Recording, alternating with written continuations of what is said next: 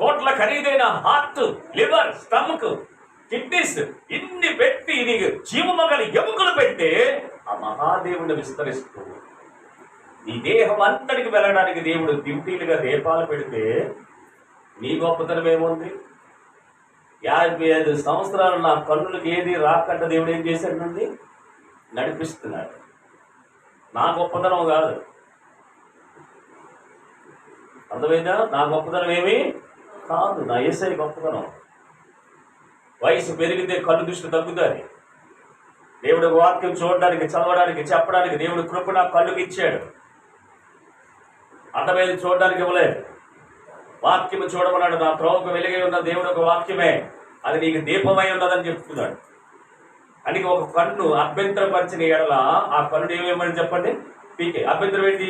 TV ఉంటే serial చూస్తావు, cable ఉంటే సీరియల్ చూస్తావు. ఆ రెండు తీసి పారేసే వరకు నీ కన్ను చక్కగా వాక్యం చూస్తాడు. ముందు ఎవరికి టీవీ లేవు, ముందు ఎవరికి సెల్ ఫోన్ లేవు. 1980లో ఎవరింటికాడ బళ్ళు లేవు, బైకులు లేవు. చాటాక్స్ స్కూటర్ ఉండేది, ఎలబెలస్మల్ స్కూటర్ ఉండేది. ఇప్పుడు ఇన్ని లక్షల ఖరీదు కార్లు వచ్చాయి. అప్పుడు అంబేద్కర్ కార్లు ఉండేవాడు.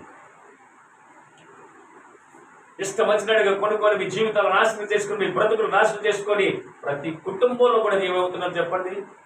నాశనం వైపు వెళ్ళిపోతున్నారు, కానీ దేవుడి వైపు ఎవరు కూడా రావట్లేదు. ఆచారం వైపు వెళ్ళిపోతున్నారు కానీ కనబడదు. మొదట సూర్యుడు లోకానికి దీపముగా ఉన్నాడు. రెండోది ఇశ్రాయేలు ప్రజలకు దీపంగా ఉన్నాడు. ఎవరు? దావీదు. మూడోది ఇంటికి ఇల్లాలే దీపంగా ఉన్నది. నాలుగో దీపం ఎవరు? నీ దేహమునకు దీపము కన్నే. తేటగా ఉంచుకోండి. అవునగా చెప్పండి. మీరు ఎలాగైతే ఉంచుకోండి, తేటగా ఉంచుకోవాలి. ఏం ఉంచుకోవాలి చెప్పండి? తేటగా ఉంచుకోవాలంటే కుంకుడు వైపు పులుసు చేసి కాదు, మంటైపోతారు. గుర్తుపెట్టుకోండి. ఈ వాక్యము నీలో రోజు ధ్యానిస్తే నీ కళ్ళు తేటగా కనబడతాయంట.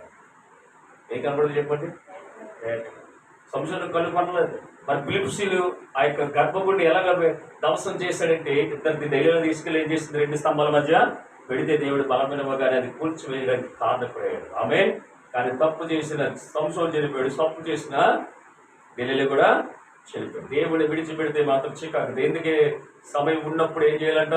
నీ దేహముకి విలువ ఏదైనా వచ్చిందంటే నీ కన్నుల వల్లే. నీ కన్ను లేకపోతే నీ దేహానికి విలువే లేదు. గుర్తుపెట్టుకో. ఏది చూడాలన్నా కళ్ళు ఉండాలన్న, కూర ఉండాలన్న కళ్ళు, బియ్యం వండాలన్న కళ్ళు, నీ పిల్లలు చూసుకున్న కళ్ళు, నీ భర్తను చూసుకున్న కళ్ళు, నువ్వు ఏది చేసుకుని వాషింగ్ మిషన్ బట్టలు వేసుకోవాలన్నా, ఏది చేయాలన్నా నీకు కళ్ళు చాలా అవసరము కదా. ఆ కళ్ళు జాగ్రత్తగా చూసుకునే బాధ్యత నీకు లేకపోతే నీ దీపాలు ఆరిపోతాయి. గుర్తుపెట్టుకో.